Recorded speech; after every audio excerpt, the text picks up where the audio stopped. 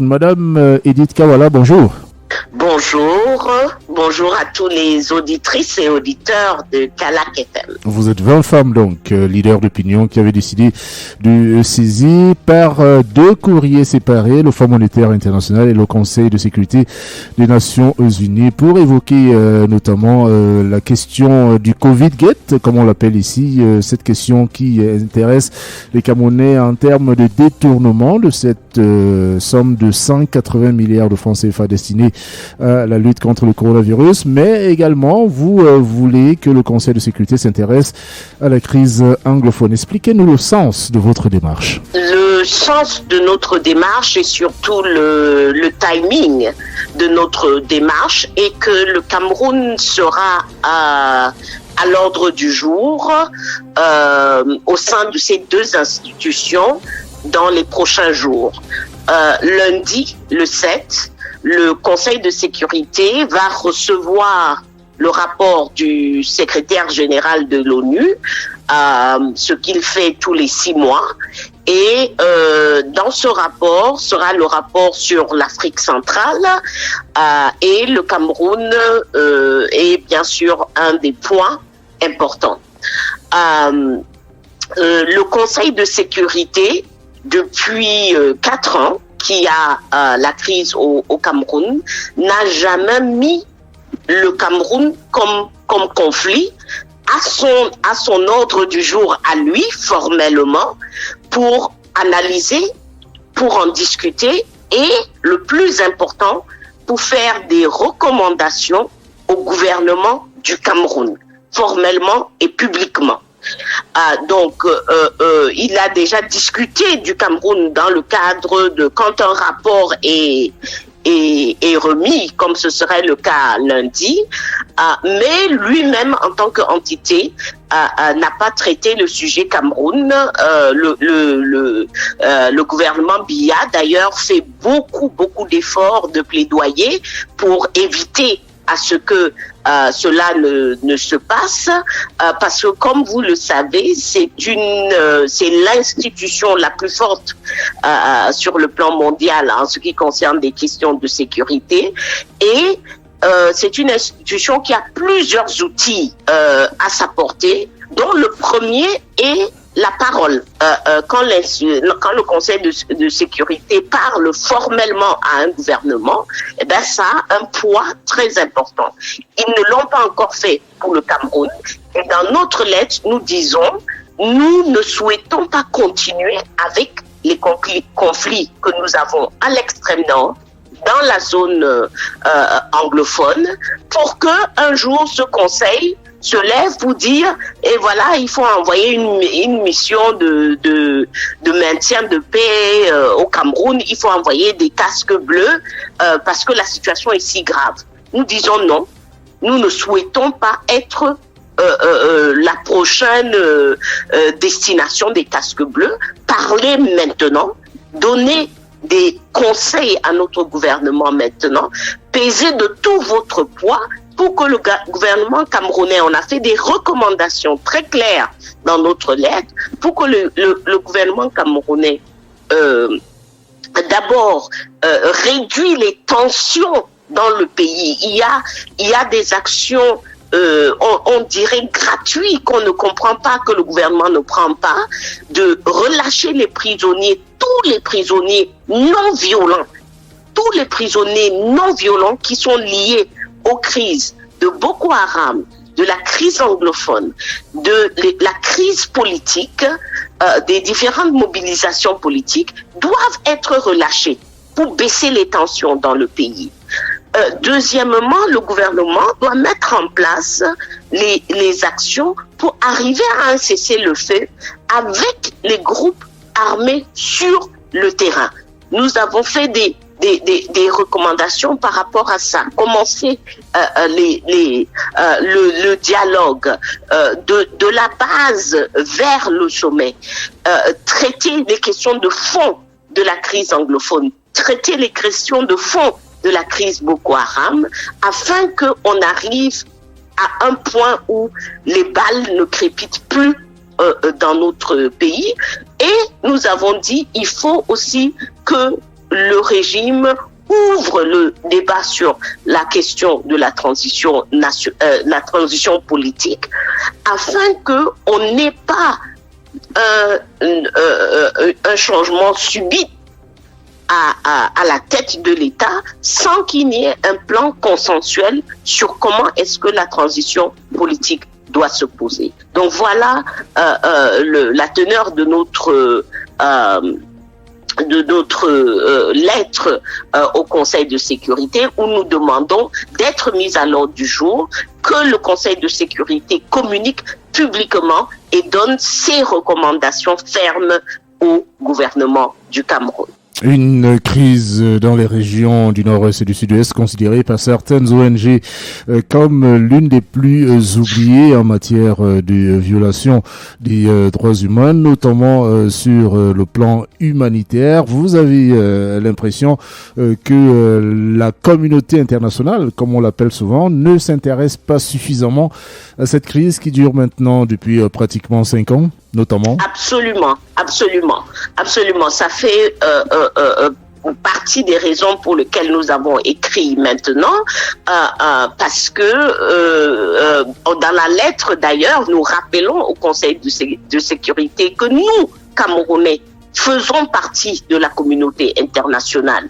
Nous sommes signataires de tous les traités et tous les accords de cette institution, et dans leur mandat est notre protection. Nous avons vu des crises venir après la crise anglophone, la crise au Myanmar, la crise au Tchad. On a vu des crises venir après nous et avoir l'attention du Conseil de sécurité. Nous ne comprenons pas pourquoi ce Conseil refuse de parler de la crise au Cameroun, et nous avons aussi placé cette crise dans son contexte régional, parce que la sécurité de la sous-région actuellement tient sur un fil. Au Nigeria à côté, le grand Nigeria, les violences augmentent, ils ont eux aussi leur mouvement sécessionniste pour le Biafra, mouvement que ces derniers mois se rapproche du mouvement ambazonien, ce qui est très très inquiétant. Au niveau du la République centrafricaine, il y a la guerre depuis des dizaines d'années et ça continue. Le Tchad aujourd'hui est devenu un pays incertain. Donc si le Cameroun continue sur la voie sur laquelle elle est, nous allons basculer dans la violence totale, et c'est l'ensemble de la sous-région qui s'embrase. Et vous avez également écrit au Fonds monétaire international, cette fois-ci, pour lui demander de regarder attentivement cette question de détournement présumé des fonds Covid. On parle d'une somme de 180 milliards de francs CFA. Là encore, vous avez l'impression que le Fonds monétaire international fait la sourde oreille? Absolument. Alors, encore là, il y a une question de calendrier. Le Fonds monétaire international, qui s'est engagé avec le Cameroun sur les fonds Covid, qui sont une facilité spéciale que le fonds met à la disposition de ses pays membres. Et c'est encore important de rappeler que toutes ces institutions sont des institutions où notre pays est membre. Alors, le Cameroun, le fonds met à la disposition de ses pays membres des fonds en cas d'un choc externe, en cas de quelque chose de grave, d'imprévu. Le Covid rentrait bien sûr dans ce cadre-là, et le Cameroun a bénéficié de cette facilité. Le Cameroun est l'un des pays d'ailleurs qui a déjà bénéficié de 100% de la facilité. On a fait 2 demandes en 2020 et on a pris tout l'argent qui était à disposition pour le Covid-19. Comme vous le savez, je dirais, le détournement n'est plus présumé. Ça, je crois que c'est très important. L'audit démontre qu'il y a eu détournement. Nous sommes maintenant dans une procédure judiciaire pour déterminer qui a détourné, comment, quand, etc. Mais l'argent, l'audit démontre clairement sur plusieurs points que la gestion financière de ces fonds a été frauduleuse. Donc, le Fonds monétaire international qui nous donne de l'argent sous forme de prêt, il faut rappeler ça, c'est un prêt que nous, les Camerounais, nous devons rembourser. Ce n'est pas le gouvernement Biya qui rembourse cet argent-là, c'est nous. C'est la femme qui est en train de vendre les oranges au bord de la route qu'on vient menacer pour qu'elle donne 100 francs ou 200 francs sur la place où elle vend. C'est elle qui rembourse cet argent. C'est nos enfants qui n'arrivent pas à trouver le travail, qui doivent payer une TVA de 19% quand ils achètent une bouteille d'eau, qui rembourse cet argent-là. Donc, le Fonds monétaire ne peut pas exiger un audit, avoir les premiers résultats de cet audit qui démontrent que la gestion financière a été problématique, que le ministre de Finances du Cameroun n'a pas respecté, parce que pour que le Cameroun ait l'argent du FMI, nous demandons, bien sûr, le FMI ne donne pas l'argent. J'entends des gens dire il donne l'argent. Non, c'est toujours le pays qui demande l'argent. En demandant l'argent, le ministre des Finances écrit une lettre d'intention. Et dans cette lettre d'intention pour cet argent-là, il a promis faire un rapport semestriel, ce qui n'a pas été fait, et respecter toutes les procédures, toutes les règles de gestion financière que prévoit la loi camerounaise. Ces règles-là n'ont pas été respectées. Le rapport d'audit est très, très clair.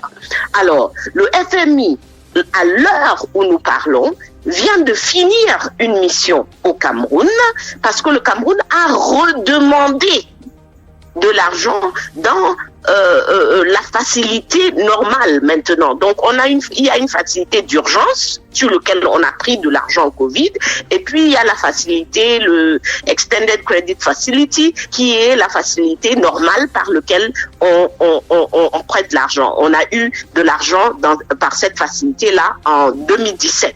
Par exemple, le dernier grand prêt date de 2017. Et là, le Cameroun est en train de redemander, et nous constatons dans le rapport technique du FMI qui va être soumis au conseil d'administration pour un prêt, que le rapport technique ne mentionne même pas l'audit, ne parle pas du tout du fait qu'il y a eu une gestion problématique des fonds du crédit rapide.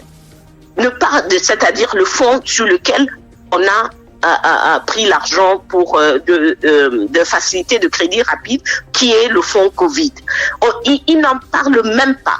Le rapport, c'est comme si de rien n'était, comme si le Cameroun, d'ailleurs, si vous lisez le rapport, vous avez l'impression que le Cameroun a très très bien géré les questions de Covid. Ils disent que le Cameroun a été proactif, etc. C'est inacceptable.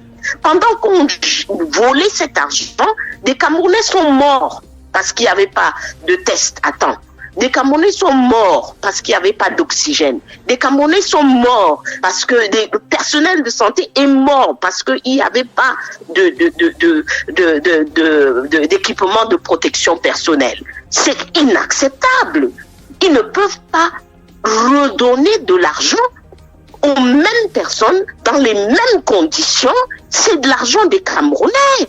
C'est nous qui payons cet argent-là. On ne peut pas avoir des personnes qui détournent de l'argent et puis on leur en redonne 5 fois plus, parce que le montant qui est demandé actuellement c'est 5 fois plus. C'est incroyable. Donc, nous avons écrit au FMI, à la directrice du FMI, pour dire non, il ne faut absolument pas de décaissement avant qu'on ait deux choses. Que les personnes qui ont détourné subissent la loi camerounaise et ne soient plus en position de gérer 5 francs. Deux, que les règles, qu'on nous fasse la démonstration sur comment est-ce que les règles administratives, les règles de la gestion des fonds publics seront respectées cette fois-ci. Il n'est pas question qu'on vole de l'argent en notre nom, que nous et nos enfants devons rembourser, et que sans prendre mesure aucune, on donne 5 fois plus aux mêmes personnes dans les mêmes conditions. Monsieur Amoko, vous ne ferez pas ça dans votre... Imaginez que dans votre maison, vous avez du personnel de maison à qui vous remettez 10 000 et vous constatez que au lieu d'aller faire les achats que vous avez prévus pour ces 10 000 là, cette personne a détourné 8 000 dans sa poche. Vous redonnerez alors 50 000 à la même personne dans les mêmes conditions?